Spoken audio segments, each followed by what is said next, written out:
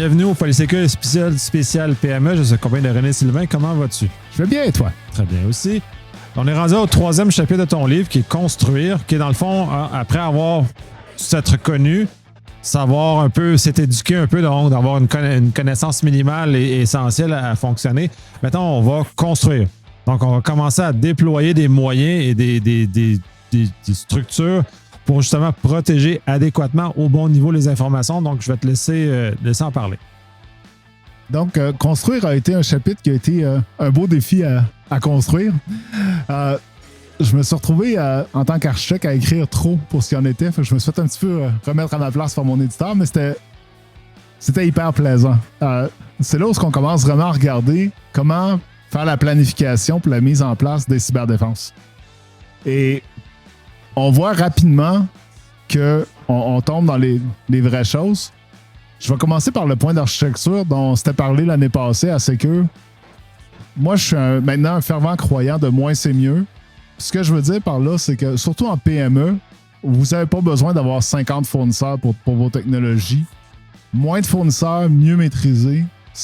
La profondeur de la maîtrise est beaucoup plus importante que le nombre de technologies que vous avez. Si vous fiez à Gartner pour 50 choses différentes à faire dans votre compagnie, vous risquez d'avoir 50 produits différents. Moi, je ne vais pas là. Je suis vraiment dans ce qu'ils appellent le meilleur de la plateforme, best of platform versus best of breed. Donc, premier point, je veux asseoir ça en partant. Après ça, quand on parle de planification, qu'on parle de plan de cybersécurité, pour moi, ça commence par où est-ce qu'elle va être votre centrale d'alarme? Qui va faire l'analyse des événements qui rentrent? Et où est-ce que tout ce que vous allez connecter dans l'environnement va envoyer ces informations? Donc, vous avez déjà des systèmes, vous avez peut-être déjà sur Azure, vous avez peut-être déjà des serveurs, vous avez peut-être déjà un système d'authentification. Donc, toutes ces choses-là existantes doivent envoyer leurs données de sécurité à quelque part, doivent être intégrées dans un engin de sécurité. Je donne comme exemple le SIEM, le Security Information Event Management, qui vient faire la corrélation là-dedans, puis qui, en cas de brèche, vient donner le pouls sur ce qui se passe. Ben, je dis toujours qu'il faut construire ça en premier parce que c'est votre centre de surveillance. C'est là où vous allez être en mesure de surveiller votre environnement et avoir de la visibilité. Après ça, les meilleures pratiques, le MFA, venir connecter le système d'authentification, venir connecter les journaux, être en mesure de tracer ce qui se passe. Donc, s'il y a un courriel qui arrive qui est malveillant, il devrait être arrêté à l'entrée. S'il n'est pas arrêté, comment est-ce qu'il va être arrêté au niveau de l'appareil? D'être en mesure d'avoir cette visibilité-là. Et surtout, chose qui n'est pas regardée très souvent, c'est où est-ce que les données sortent. Parce que, je vais donner un exemple. J'ai été appelé un jeudi matin par un bureau qui s'occupait de brevets. Donc, eux, c'était un bureau de brevets. Et ils m'ont dit qu'ils ont eu un ransomware le vendredi passé et ils faisaient affaire avec un MSP, donc quelqu'un qui gérait leur service, l'infogérance. Ils les ont appelés, ils ont dit pas de problème, lundi matin, tout va être revenu comme avant, comme si tu n'aurais pas perdu une journée de travail. Comme de fait, le lundi matin, tous les systèmes sont restaurés, tout va bien. Le mercredi, la Sûreté du Québec appelle le propriétaire et dit en passant, vos données sont sur le dark web, Logbit a mis un compteur et il s'attend à avoir un paiement. Et là, il m'appelle pour me dire, René Sylvain, qu'est-ce que je peux faire avec ça? Je l'ai référé à mon avocate préférée en cyber parce que c'était plus une question de technologie. La question technologique en prévention aurait dû être posée avant, mais le fournisseur de services n'avait jamais vu que les données avaient été extraites vers le dark web. Donc, il y avait un manque de filtre. C'était pas un manque de technologie, c'était un manque d'attention, encore une fois, mais aussi de connaissances spécifiques en cybersécurité. Donc, fin de la parenthèse là-dessus, mais l'idée surtout, c'est que vos systèmes sont gérés, vos systèmes sont pris en charge, c'est parfait. Si ça ne fait pas d'eux des experts en cyber, des fois, ça vaut la peine de lever un petit peu le hood puis de regarder ce qui se passe vraiment en dessous d'un point de vue cybersécurité. Avec le chapitre Construire, ça vous donne cette vue-là. Ben, notamment, justement, de surveiller, puis ça, c'est très important, sur le fait de, notamment les employés, puis bon, tu parlais d'un MSSP, d'infogérance dans ce contexte-là, d'en choisir un qui est capable de nous accompagner, puis c'est pour ça que les étapes précédentes sont importantes, de savoir qui on est, de connaître, d'avoir un minimum d'informations, Donc, quand on est arrivé à construire, ben, on est capable de poser les bonnes questions à des partenaires d'affaires qui vont nous aider à cheminer. C'est souvent ça pour une PME. On n'est pas capable d'avoir nécessairement les ressources à l'interne. On a la connaissance, on a l'awareness, on a la conscience, la préoccupation par rapport à ça. Donc, nos gestes vont être orientés, mais des fois, on n'a pas la capacité ou même les moyens financiers de payer une ou plusieurs personnes pour faire ce travail-là. Donc, d'avoir les bonnes questions, parce que j'ai vu beaucoup de cas où les PME notamment vont sous-traiter à des compagnies qu'ils croient être acceptables, un peu comme dans ton exemple, mais ils ne le sont pas suffisamment parce que les bonnes questions n'ont pas été posées. Donc, les bons éléments, les bonnes préoccupations n'ont pas été mis sur la table avec le fournisseur. Puis, dans ce cas-là, peut-être que ce n'était pas le fournisseur adéquat pour cette compagnie-là, de choisir un bon fournisseur qui convient à nos besoins, à nous, pour la sécurité. Et je comprends très bien les PME d'être à risque en ce moment. On parle de 4 millions de positions ouvertes en cybersécurité à travers le monde.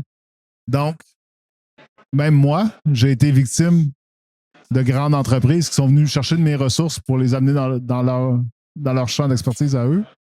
Je comprends très bien. Donc, une PME, soit qu'elle ne sera pas capable d'inviter ou d'intéresser un expert en cybersécurité, ou ils ne seront pas capables de le retenir. Donc, c'est vraiment de s'assurer quand on fait affaire avec des tiers, d'avoir le bon langage, de savoir ce qu'on cherche et d'être en mesure aussi d'évaluer si oui ou non le lien fait du sens. Construire, pour moi, c'est mon chapitre préféré, hein, parce que je suis un architecte TI à la base. Donc, quand vient le temps de planifier comment les choses doivent être construites, planifier comment les choses doivent s'intégrer, c'est seconde nature. Mais à ça, on ajoute aussi, j'ai mis dedans beaucoup d'anecdotes. Par exemple, lors d'une réponse aux incidents, on n'avait pas accès aux journaux. Les journaux n'étaient pas maintenus centralement. Et il a fallu chercher pendant 2 jours pour trouver le courriel original par où l'attaque avait commencé 1 mois auparavant. Donc, on a perdu un temps énorme. On n'avait pas cette visibilité-là, puis on n'avait pas cette sensibilité-là. Parce que tout ce qu'on avait, c'était des oui-dire. Ah oui, un tel, à un moment donné, son ordi a fait quelques free games, on l'a fermé, on a roulé l'antivirus, tout avait de la beau. Ben, malheureusement, l'antivirus puis l'EDR, c'est pas au même niveau. Ça ne parle pas le même langage, ça n'amène pas le même niveau de recherche. Donc, on se retrouve dans des situations où il y a des choses qui peuvent rester dormantes.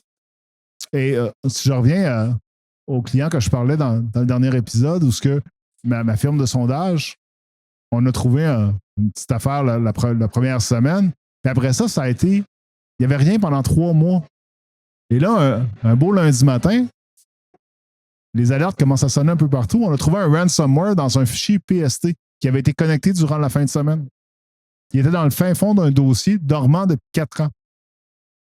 On s'entend que si vous n'avez pas la centrale d'alarme centralisée, que vous n'avez pas branché toutes vos sondes que vous avez un petit peu partout dans votre environnement dessus, c'est impossible pour vous de le voir ça. Donc, ce ransomware-là aurait pu être live, il aurait pu être vivant dans votre environnement jusqu'à ce qu'il se fasse cliquer par quelqu'un. Puis ça, des fois, ça peut prendre des années. Mais l'idée, c'est qu'il est encore là, il est encore présent. Oui, puis ça, c'est un aspect important, la lenteur des attaques. On le voit beaucoup dans les grosses attaques spectaculaires comme SolarWinds, par exemple, où le délai entre l'entrée et l'exécution est quand même passablement grand. Mais c'est en même temps un peu la démonstration, comme on a parlé dans un épisode précédent, que les attaquants sous-traitent leur travail. Donc, la phase initiale peut arriver, mais il n'y a pas personne qui a racheté l'information. Donc, la phase initiale va rester dormante jusqu'à temps que quelqu'un achète l'information, le bundle d'informations. Et là, va venir commencer à faire l'attaque, va déclencher l'attaque qui est dormante dans vos infrastructures. Donc, si elle n'a pas été détectée au départ, il est peu probable qu'elle soit détectée plus tard, parce que le fonctionnement des outils de sécurité, puis c'est un peu aussi le principe de la phase construire, c'est que ça fonctionne sur des événements, sur des signaux qu'on reçoit.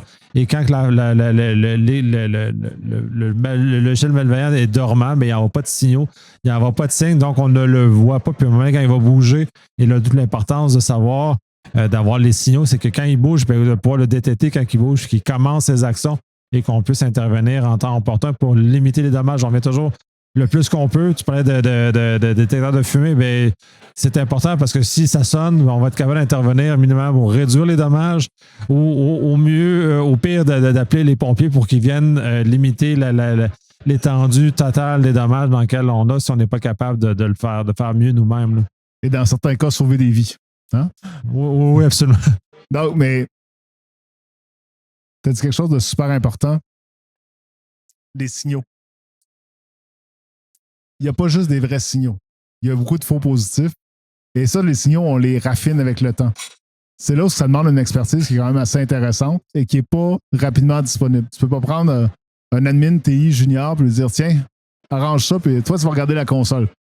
Moi, je me souviens, en 2005, c'est pas d'hier, là, on avait créé une console centrale HP pour une firme de 100 personnes. Là. On recevait 4000 événements à l'heure.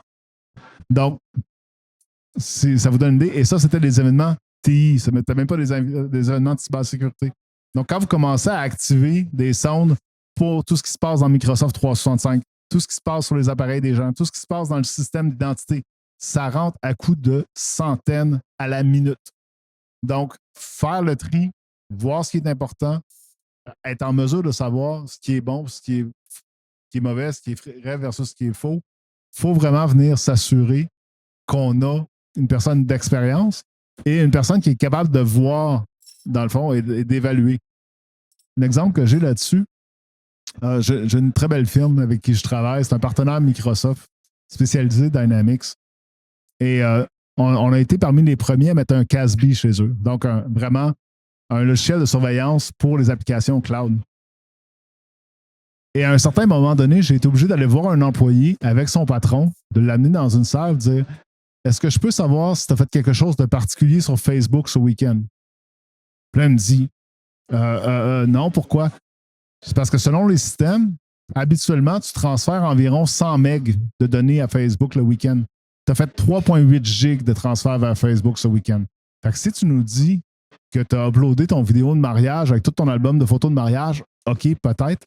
Mais sinon, ça veut dire qu'il y a des données qui ont été exfiltrées de ton PC d'entreprise vers ton compte Facebook. Puis là, on a besoin de savoir pourquoi. Et là, la personne, je veux dire, les personnes sont toujours un peu surprises, mais comprennent assez rapidement que c'est pour protéger la propriété intellectuelle de la compagnie. Donc, on se retrouve vraiment dans des situations où ça prend du tact, mais on est capable de démontrer par A plus B qu'il y a un risque. Et à ce moment-là, les gens nous donnent leur laptop, disent regarde, trouve qu'est-ce qu'il y a, puis on vient me voir après. Mais ça fait un lien aussi avec le chapitre précédent où justement l'éducation doit se faire et plus l'éducation et la haute direction est sensibilisée à ça, plus ça va être facile de parler avec des gens dans l'entreprise parce que dans des entreprises moins ouvertes à ça, quand on arrive dans une situation similaire à celle-ci, ben, on a beaucoup plus de difficultés d'avoir la collaboration de l'employé et donc de résoudre le problème le plus rapidement possible parce qu'on est dans un contexte perçu de chasse aux sorcières quand dans le réel, on cherche le problème pour le résoudre et c'est pas l'accusation de l'employé parce que là, quand il comprend clairement et quand il comprend clairement aussi, ben, il fera pas de Facebook sur son ordinateur de bureau aussi. Là. Ça, c'est normalement, on ne serait pas supposé faire ça, mais bon, il y a certaines. Ça dépend des politiques de l'entreprise. Oui. Mais en effet, et ça, j'ai écrit un article là-dessus il y a quelques mois qui disait et si votre ado causait une brèche chez votre employeur? Parce que les ados sont d'excellents utilisateurs de technologie, mais habituellement ne sont pas très versés dans tout ce qui est cybersécurité et meilleures pratiques. Donc, des fois, ils vont télécharger des choses qui sont pas tout à fait legit. Ça aussi, on a vu surtout durant la pandémie, là, on a vu quelques histoires d'horreur là-dessus. Pour terminer, moins c'est mieux. La majorité des technologies que vous avez besoin, ça rentre sur une page. J'ai fait un beau petit graphique dans le livre qui démontre c'est quoi les différents points de sécurité que vous voulez vérifier, comment les envoyer au complet tous dans votre centre de surveillance. Vous n'avez pas besoin de 60 technologies, vous n'avez pas non plus besoin de 60 vendors.